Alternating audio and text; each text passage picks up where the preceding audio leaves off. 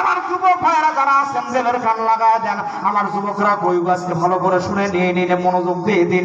মেয়েটা ডাকতে বলো, হুজুর আমার ওযু গোসল আমি পবিত্র আছি, আমার তহরাত আছে, আমার কোনো সমস্যা নাই।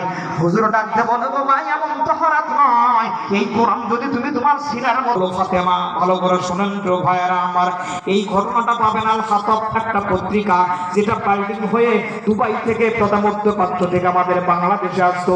আমি যে সময় অনার্স থার্ড ইয়ারের ছাত্ররা ইউনিভার্সিটিতে, ওই সময় এই পত্রিকাগুলো বিভিন্ন জায়গায় আসতো।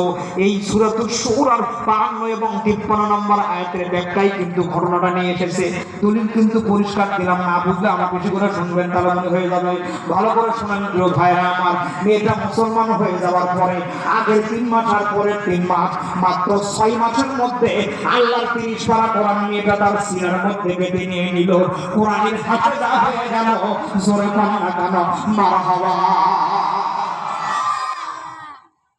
দেখবেন হাফেজ সাহেবরা যখন তেলাওয়াত করে তখন তারা ঝুলাঝুলি করে, লাইসাল বিররা আন তুওয়াল্লু ওজুহাকুম কিবালাল মাশরিকি ওয়াল মাগরিবি ওয়ালাকিন্নাল বিররা, ঝুলাঝুলি করে কি করে না?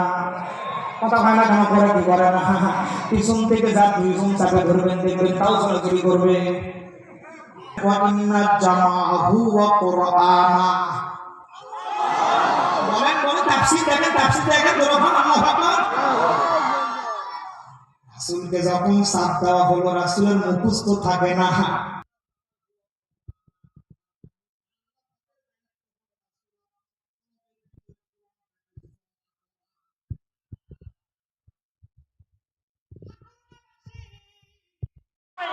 কারা কারা রাজি আছেন দুই হাত তুলে দেখায় দিয়ে দেয়, নারায়ে তাকবীর।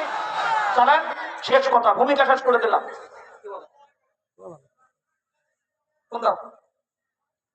আলোচনা শুরু করে দিলাম।